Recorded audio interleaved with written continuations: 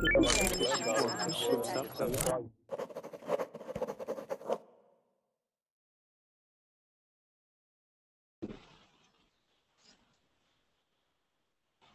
students, welcome to class.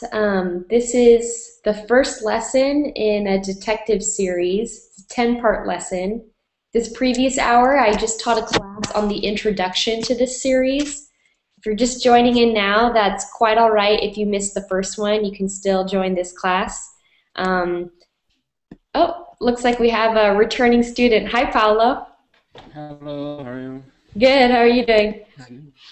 Fine. Nice to have you again. So just to give you a little summary, a little recap of what's happened, or an introduction to this series, we learned about the Hummingbird family. They are the main characters of this series. And Cynthia Hummingbird's granddaughter, Emma, is about to be wed. She's about to get hitched, get married. But there is only one problem. The wedding ring has been stolen. And this ruby ring is a family treasure. It's been passed down from generation to generation. And Detective Bossley, who is a detective that Cynthia has hired, he will be conducting the investigation. He will question all of the residents of Hummingbird Manor. And Cynthia has required that he films these investigations. And why would she do this? He's the detective.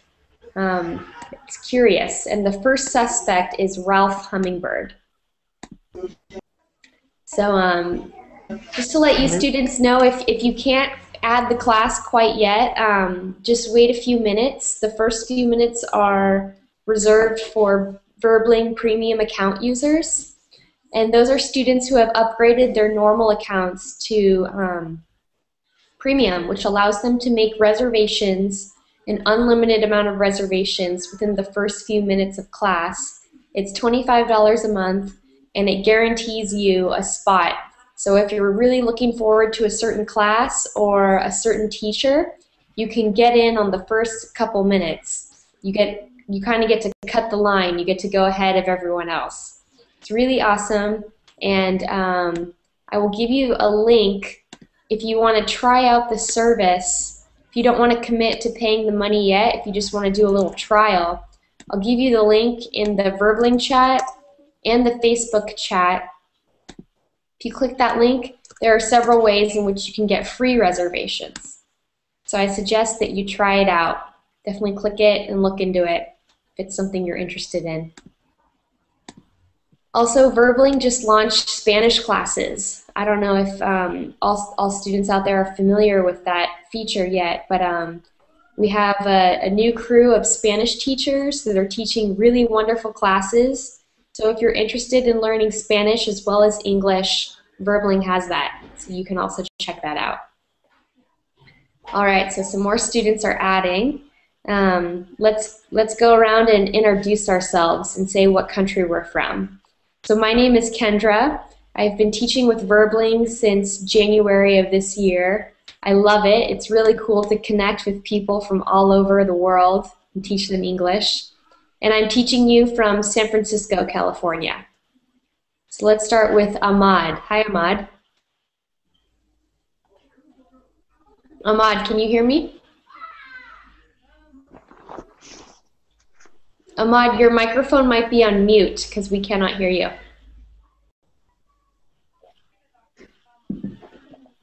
Okay, let's move on to the next student, Alejandro.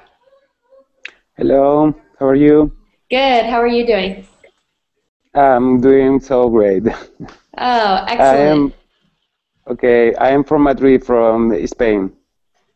Very cool. There's many Spanish students on Verbling from Yes, Spain. we need to learn your language. All right, and let's move on to Max. Hi, Max. Hello, how are you? Good, it's nice to see you again. Yeah, you too. Could you tell the class what country you're from? I'm from Turkey, as I stated before, and I'm working as a security in a big company. Cool. all this Thanks. for now. Good to have you again.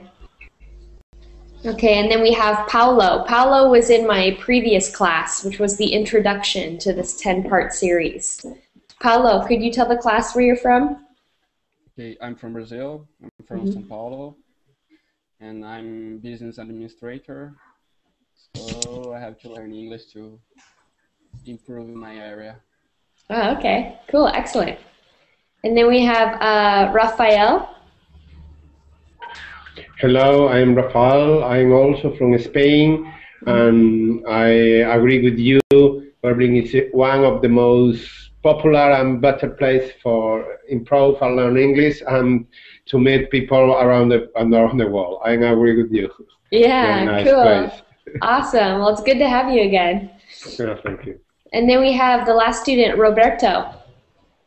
Yes, hi. I am Roberto Hi. from Italy. I am Roberto from Italy, and I am a financial consultant.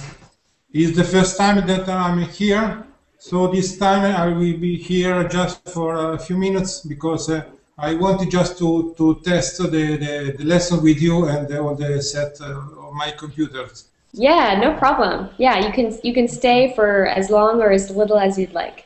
Yeah, maybe I'll come back for the next time, but it's very nice to be in this lesson. Yeah, cool. And then we have two more students that just added. One, Douglas. Hi, Douglas. Hello, Hi, what country are you from? I'm from Brazil. Brazil. Cool. Same as Paulo. Awesome. Good to have you. And then we have Jose Garcia. Hi, Jose. Kendra, hi everybody. Hi. Jose, could you tell the class where you're from? Yes, I'm from Spain.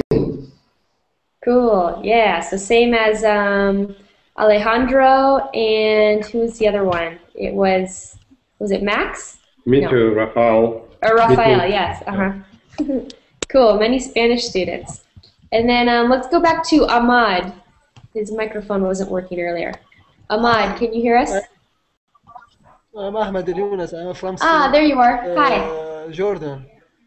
From Jordan. Cool. I think you're my second student from Jordan. Very cool.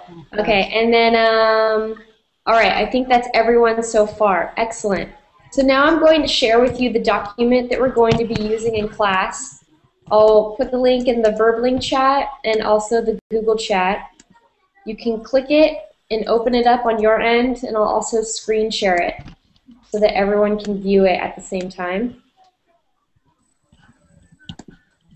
All right, how is that? Is the font large enough? Yes, I think so. Okay, excellent. It looks like Paulo is the only returning student that was here for the introduction of the series, but that's okay. Just to let you guys know, the recap, the summary that just happened in the previous lesson was the introduction to this 10-part detective series. And we learned about the Hummingbird family. And Cynthia, who is one of the main characters, she is a widow, which means that her husband has already passed away. And Cynthia Hummingbird's granddaughter, Emma, is about to be wed. She's about to get married, to get hitched. But there is only one problem. The wedding ring has been stolen. Oh. And so this ruby ring is a family treasure. It has been passed down from generation to generation. Cynthia was first gifted this ring from her late husband. Late husband means that the husband is already dead. He passed away, which makes Cynthia a widow. And she's had this ring during her marriage, and now she is going to give it to her granddaughter, Emma, so that she can wear it. But no one can find the ring. It has been stolen.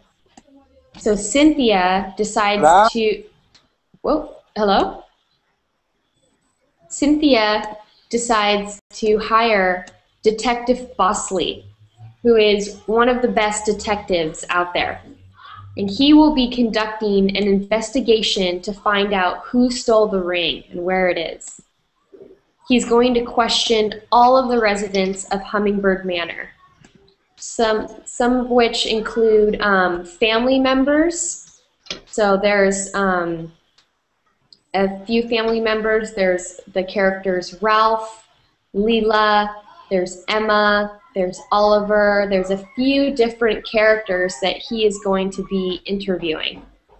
And in this manor, they also have hired help, like a gardener and a chef. So he's going to be questioning everyone.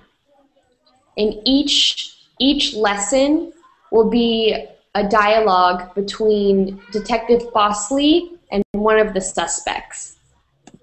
So Cynthia plans on filming all of these investigations. Why would she do this? You be the detective. The first suspect is Ralph Hummingbird. Okay, so are there any questions about what this series is going to be about or what's going to happen in this lesson?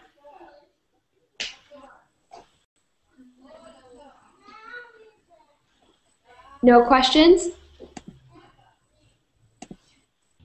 Okay, so let's move on to the pre-reading vocabulary.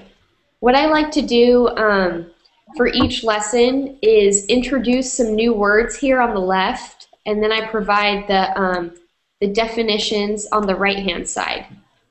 And I like it when students have the opportunity to practice and speak as many times as possible. So let's start with the first student, Ahmad. Could you please read aloud this for us? Yes. Reruns. Television episodes from past, also called repeats. Good. So if there's a rerun on television, that means that it's already been aired before, but they're playing it again. So it's a repeat. It's a rerun. Good.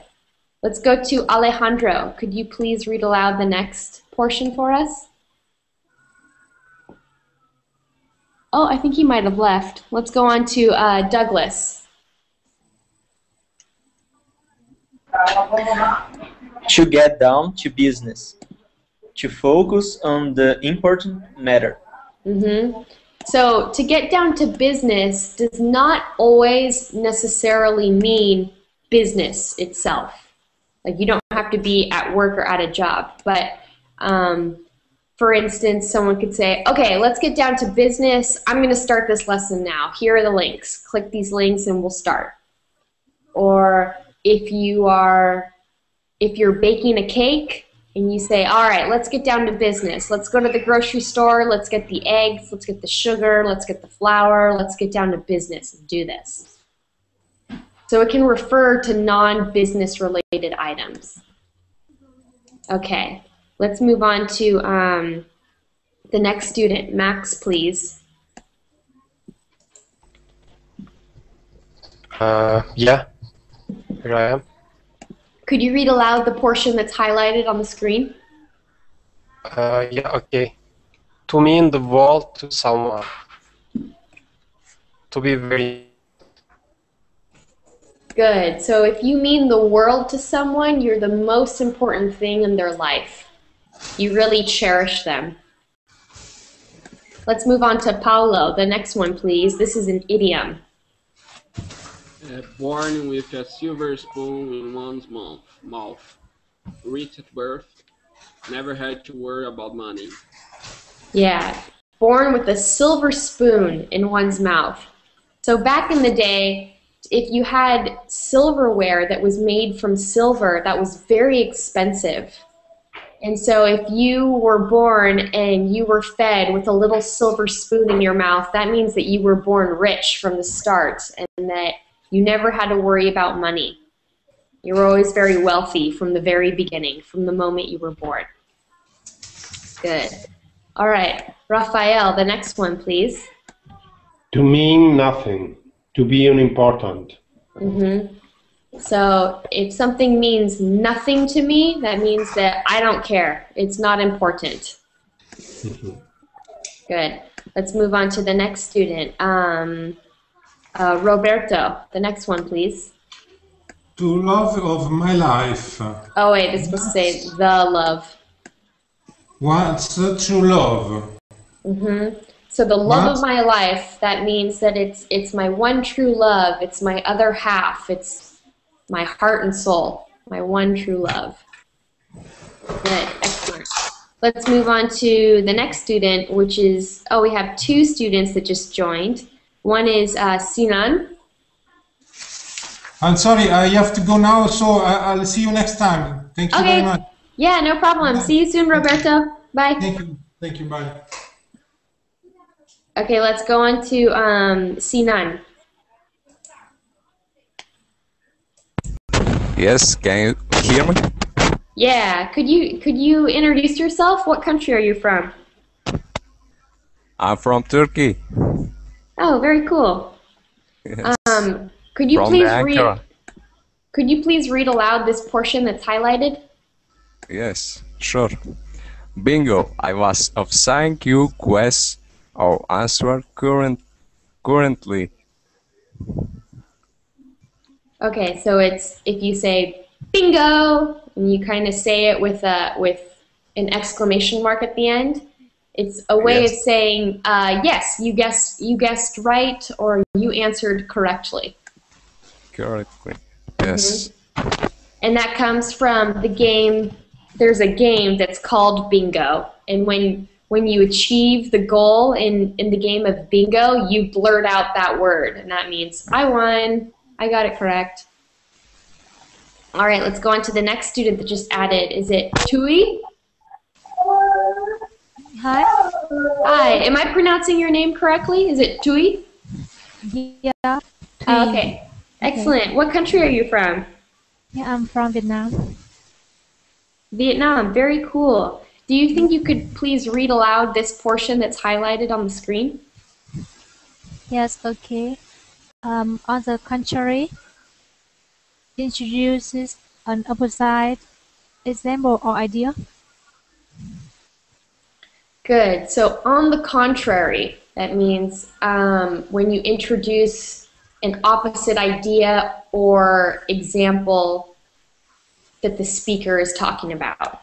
So you're disagreeing with them and you're pointing out a different point of view. Okay, let's go to Yassine. Hi, Yassine. Hi. Could you please introduce yourself to the class? What country are you from? I'm Yassine. I'm from Algeria. I'm 21 years old. Very cool. Whoops. Okay, and could you please read aloud this expression? Empty nest. A home or feeling after the grown children have moved out. Yeah, so more often than not, once children go off to college or university, that's when they move out of their home in the United States. It's when they move out of their home and the parents have an empty nest. So if you think about birds, there's a lot of background noise. Do you think you can shut off whatever's making that? Me? Yeah. Is that you? Here, okay, there we go. That's better.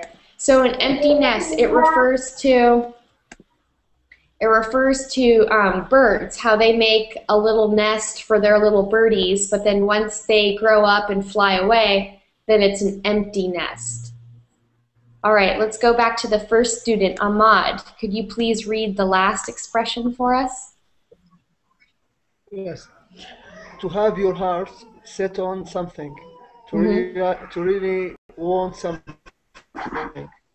Good. So if you have your heart set on it, it means you really want it. You really want it to happen, or you really want to obtain it.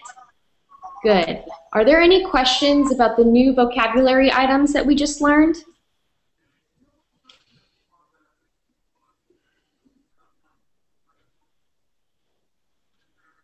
Any questions?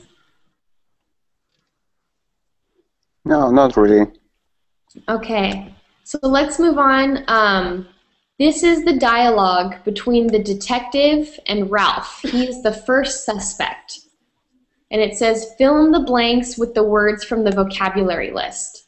So here are some blanks, and we need to insert the new words that we just learned on the left. So first, I'm going to read aloud this dialogue. You can listen to my pronunciation.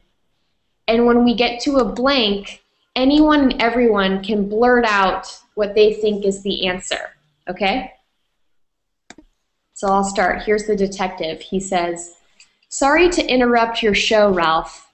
Could you tell me where you were the night the ruby ring disappeared? Ralph, I was watching blank. Reruns. Good. I was watching reruns of your murder mystery with my mother. She can't get enough of reality TV.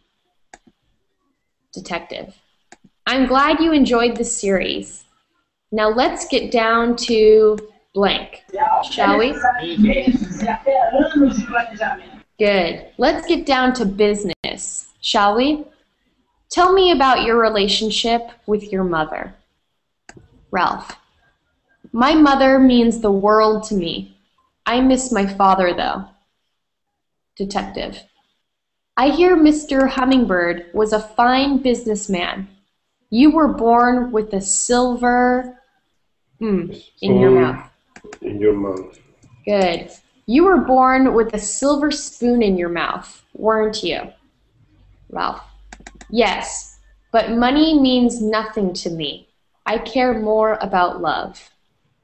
Detective, do you love your wife? Of course. Leela is the love of my Life. Good. She is the love of my life. I just wish she felt the same way about me. Detective, let me guess. Things changed when you had the twins. Bingo. Leela used to look at me like Paul gawks at Emma. You know the look. My mother looks at you that way. You and Paul. Detective, is that jealousy I sense? Your daughter's fiancé is a handsome man. Ralph, jealousy? Don't be ridiculous. I'm happy for Emma. She doesn't realize how lucky she is. Detective, really? Does it bother you that your mother adores Paul? On the contrary, if my mother didn't approve of Paul, Emma wouldn't be marrying him. She'd lose her inheritance and the guest house. Detective, is that right? And Emma has her heart set on those things, I assume. Actually, Emma doesn't care as much about the money as her mother does. She'd be happy living in the jungle. It's me that wants Emma to move into the guest house. The sooner Leela and I can have an empty the better. Nest. Good. An empty nest, the better. All right, so that was the dialogue. That was the mini interrogation between the detective and Ralph. Are there any questions so far? Nope. No? Okay. So let's go on to these comprehension questions. Let's start with you, Alejandro. Number 1. How does Ralph describe his relationship with Cynthia?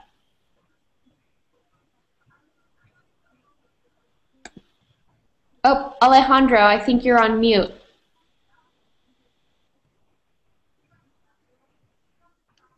Sorry, I didn't follow the conversation, so just skip me for this moment. Please, okay. sorry. Okay, I apologize. okay. Oh, no worries. Let's go on to Douglas. Number 1. How does Ralph describe his relationship with Cynthia? I didn't get that one, the first question. So here, let's scroll up to the very beginning of the dialogue. So the detective asks him, "Tell me about your relationship with your mother." And how does Ralph describe it?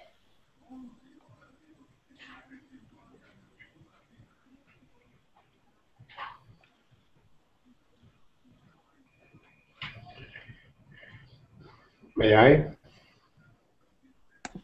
Yeah, Douglas? Ralph said that her mother. Right, yeah. The mom means everything, means the world. Yes. He loved his mother. Good. And then let's move on to the second comprehension question. Max, number 2. Which of the following does Ralph not care about? Does he not care about money? Does he not care about his mother? Does he not care about his daughter? Or does he not care about finding the ring?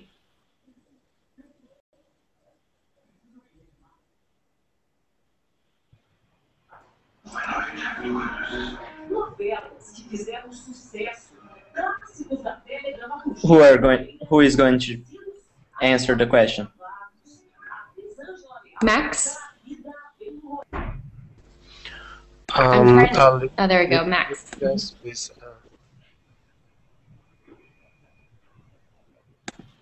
I'm sorry, what was that, Max? I think, yeah, his mother.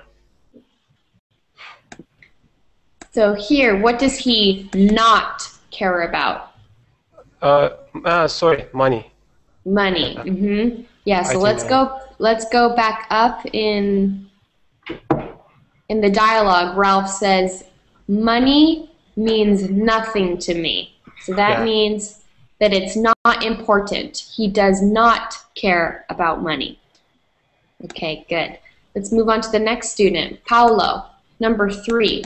According to Ralph, how does Cynthia feel about Paul?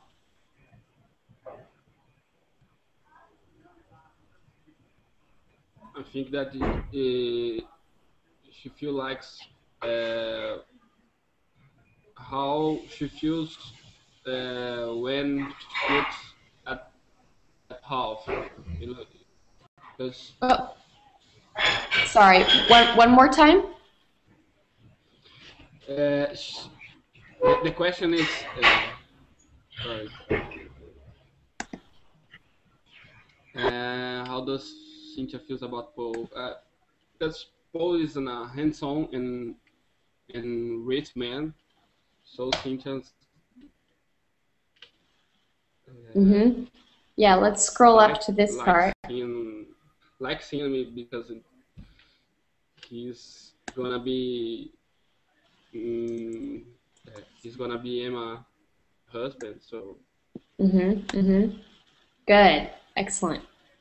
Let's go on to Raphael, number 4. True or false? Detective Bossley wonders if Ralph is jealous of Paul's good looks.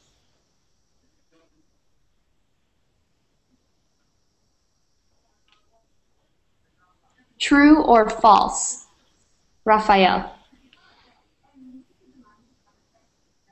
Oh, sorry, my mic was mute. I think it's true, because in the paragraph they say, the detective says, "It that jealous, I sense, your daughter's fiancé is a handsome man." And Ralph said, jealously, but of course the detective is thinking that Ralph could be jealous. Good, excellent, good. Number 5, let's have the next student, Sinan, number 5. What does Emma's father say about the guest house?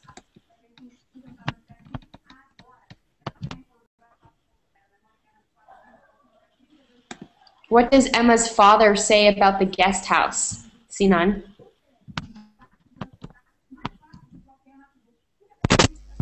Can I say pass? Yeah, sure, go ahead. Thanks. What was the answer, Sinan?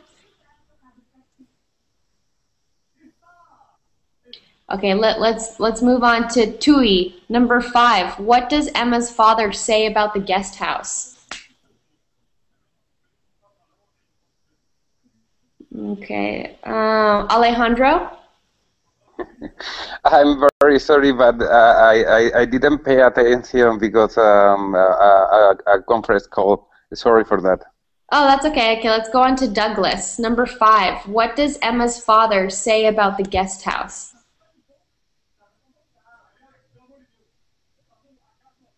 Douglas, do you know the answer? Number 5? I don't remember. I Okay, was paying attention to the pronunciation of the words. I didn't pay attention to what people were saying. Okay, so let's... Okay, here, I'm going to read aloud the dialogue again, and you can just listen to the content, everyone, okay? So that we can answer these comprehension questions. So I'm going to scroll back up to the top, the detective. Sorry to interrupt your show, Ralph. Could you tell me where you were the night the ruby ring disappeared? So the detective is saying, excuse me, Ralph. Please tell me where you were the night that the ring was stolen. Ralph, I was watching reruns of your murder mystery with my mother. She can't get enough of reality TV. So Ralph is saying, the night that the ring was stolen, I was hanging out with my mom and we were watching television. Detective, I'm glad you enjoyed the series. Let's get down to business, shall we? Tell me about your relationship with your mother. So the detective is trying to get some details, trying to understand what the dynamic is like between Ralph and his mother, Cynthia. Ralph, my mother means the world to me. I miss my father, though. So he's saying that his mom is very important, and he misses his father, who has passed away. His father is already dead, and he misses him a lot. Detective, I hear Mr. Hummingbird was a fine businessman. You were born with a silver spoon in your mouth, weren't you? So the detective is saying, your dad was a very successful man. It seems like you have a lot of money, and from the very beginning, from the instant you were born, you've never had to worry about money. You've always been taken care of. Ralph, yes, but money means nothing to me. I care more about love. So Ralph is agreeing that yes, I was born with a silver spoon in my mouth. It's true. But money is not important to me. What's important is love. Detective, do you love your wife? Ralph, he says, of course. Leela, my wife, is the love of my life. I just wish she felt the same way about me. Detective, let me guess. Things changed when you had the twins, when you had your twin children. Ralph, bingo. Leela, my wife, used to look at me like Paul gawks at Emma. So Paul is going to be the husband of Emma, of Ralph's daughter. You know the look. My mother looks at you that way, you and Paul. Detective, is that jealousy I sense? Your daughter's fiancé, Paul, is a handsome man. Ralph, don't be ridiculous. I'm happy for Emma. She does not realize how lucky she is. Really? Does it bother you that your mother adores Paul? On the contrary, if my mother did not approve of Paul, Emma, my daughter, would not be marrying him. She'd lose her inheritance and the guest house. Is that right? And Emma has her heart set on those things, I assume. Actually, Emma doesn't care as much about the money as her mother does. She'd be happy living in the jungle. it's me that wants Emma to move into the guest house. The sooner Leela and I can have an empty nest, the better. Okay, so did everyone understand the dialogue? Just a question, what fiancé means? What does fiancé mean? Fiancé, so when two people are engaged, when they are about to be married, during that period before they get hitched, before they say their vows and legally get married, they are fiancés. Okay, okay, I understand. So, yeah, first you're boyfriend and girlfriend, and then you become engaged. Okay. I think I understood. I understood, and I understand now the meaning.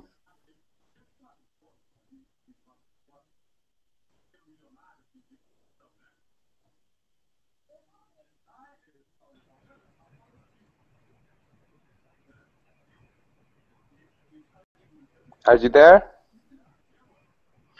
No, the teacher lost the connection. Yeah, I think so. Could you rewrite?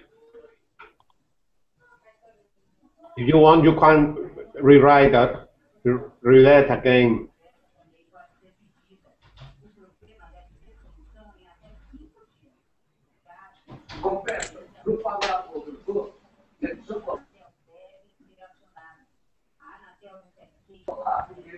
Are we going to